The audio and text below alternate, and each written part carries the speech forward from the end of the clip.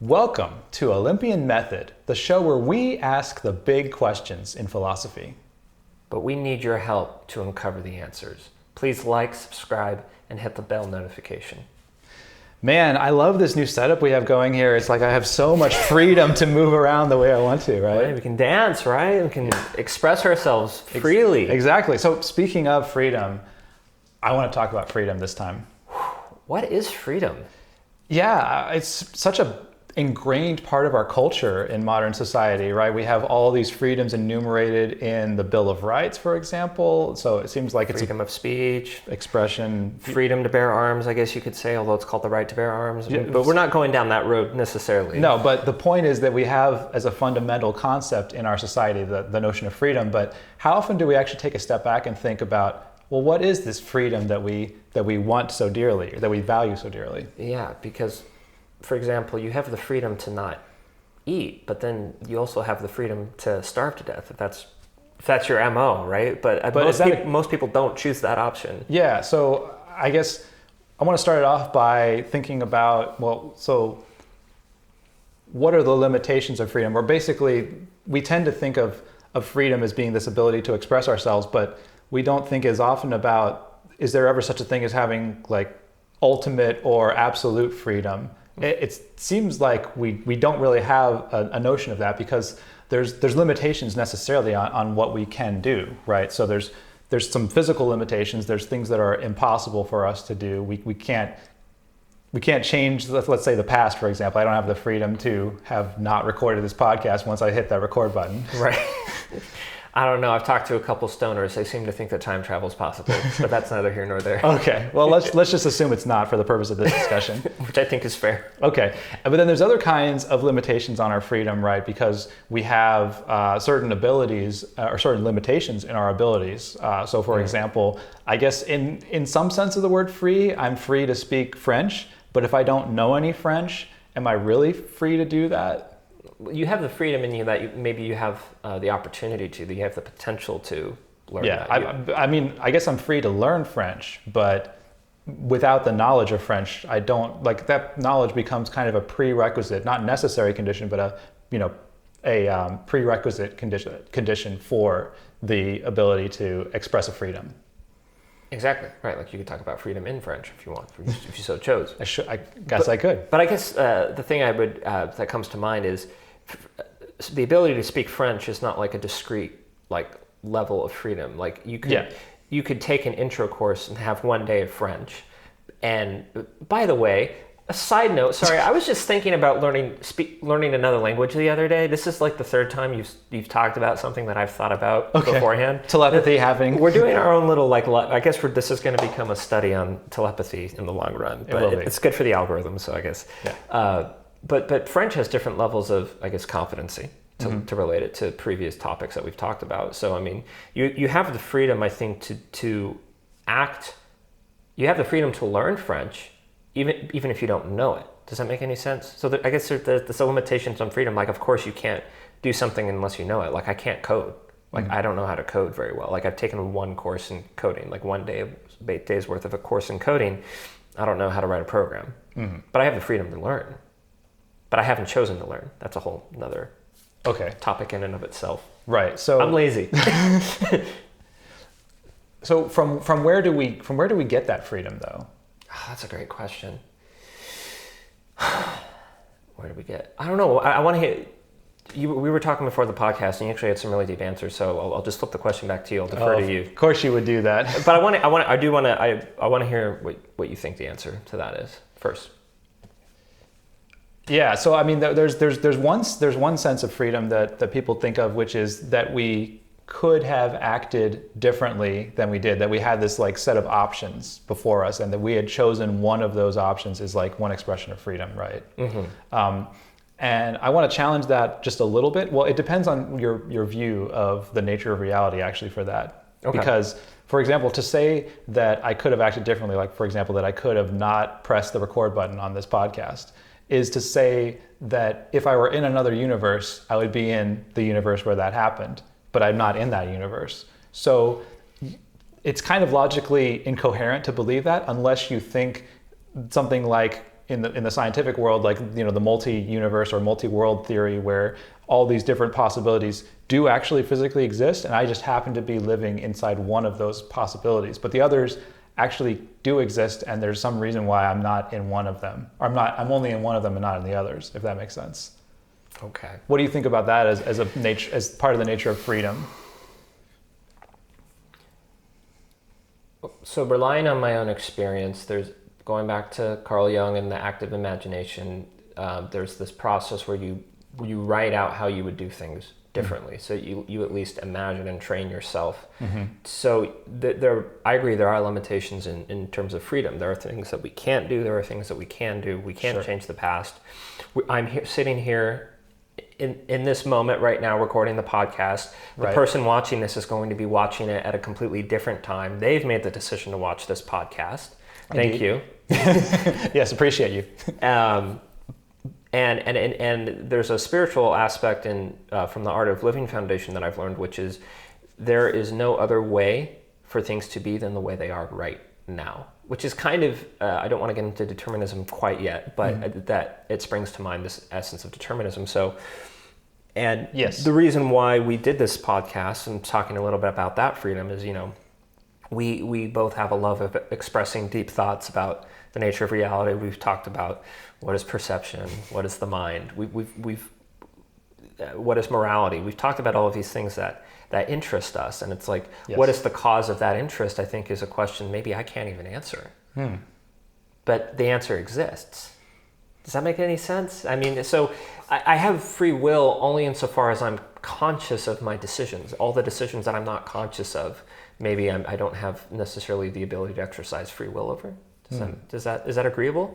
I think I see where you're getting at with that. I kind of want to figure out what are the boundary conditions that, because I talked about some of the limitations we have on freedom. And there's kind of broad things that limit our freedoms, but then there's also like very specific things that limit each individual in terms of their freedom, right? There's some aspect of their cognitive abilities is a limitation on their freedom to some degree, because the knowledge is, you know, part of what allows you to express that freedom. Then there's also the limitations that are sort of more, I'm not sure the right way to phrase this, but basically the consequences of past action. So if you think about causality in terms of like the sum, people, I guess what I'm trying to say here is that humans are just really bad at determining like causality in general. And I think that wrapped up in that is a notion of sort of freedom is kind of like a divorcing ourselves from being slaves to causality and like determinism, as you had talked about there, right? Right. Well, it's kind of taking us outside of the system to a degree. In a sense. And for the record, I don't think anyone's really ever exempt from consequences for their actions. I'm not sure if that's one of the things you mentioned in there, but the whole concept of freedom is truly an existential one, and it's very mind-bending. So it's actually something that's kind of hard for me to wrap my head around personally. You're not unique in that. And it's one of those questions in philosophy that I think is at the core essence of a lot of the other questions we've asked, like what is perception? Right. What is morality? I was actually meditating the other day, and I was noticing cars going by. I could hear people in the park. I didn't choose to perceive those things. That was something that happened outside of my will. But there are elements within my body, like my ability to see, my ability to hear, my senses, which are feeding me information. There's an energy pathway that's feeding that information. So I guess we're asking the question of what is freedom, and we didn't prepare this question at all, so feel free to defer. But what is, in your opinion, what is will? Because when I think of will, I think of just as like a river has will. You know, the ocean has will. Waves has will. Anything that kind of transfers energy has will. So the fact that I'm sensing and perceiving things is an element of will. I don't have any freedom over whether I perceive those things. I can plug my ears, I can close my eyes, but those things still are, I can still kind of hear, I can still kind of see. Like we never really see darkness. We just see that in contrast with what we see. So what is will? Yeah, I think that will is often, it depends on your definition of freedom, but for a lot of people, will is kind of like one of the components that makes up having freedom in the first place, is having the ability, to me, will is sort of like, it's kind of the ability to point your life or point your actions in a particular direction.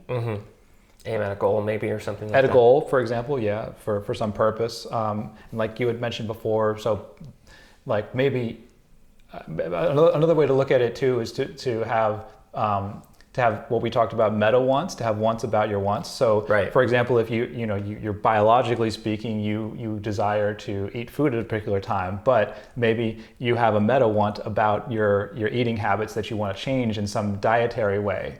Right. And so to me, that's an expression of the will, is that meta want about your more basic wants. Right. But I guess it gets kind of confusing after, because if you keep analyzing the cause of the cause of the cause, which is something I don't want to go in too deep right now. Right. But our meta wants are even biologically mediated, and those biological needs or those biological functions are mediated by chemistry, principles of chemistry, and those principles of chemistry are mediated by principles of physics, and then it goes all the way down to quantum fields, which we still don't understand. Right.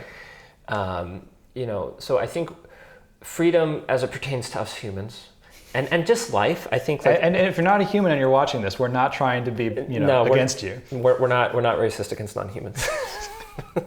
Speciest. We're not speciesists. Yes. Whatever. I guess that would be the literal term, xenophobia, afraid of aliens. We're not afraid of aliens.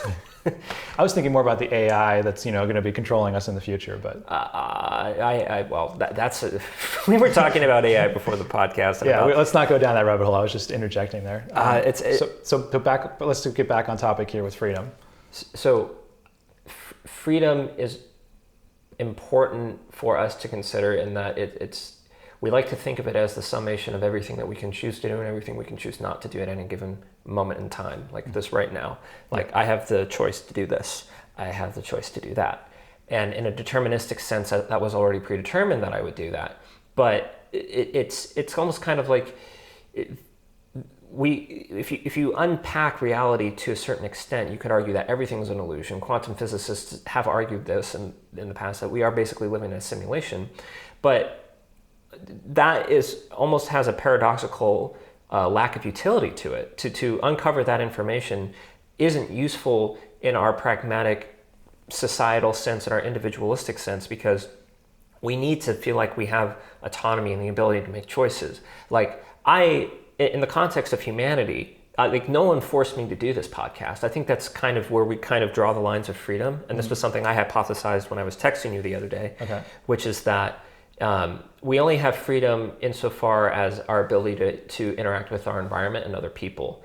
And it's like you could say something, like you could ask me a question that I would never think of on my own. Like I wouldn't have the freedom to, ask myself the questions that you've asked me today. Right? It just wouldn't have happened without you.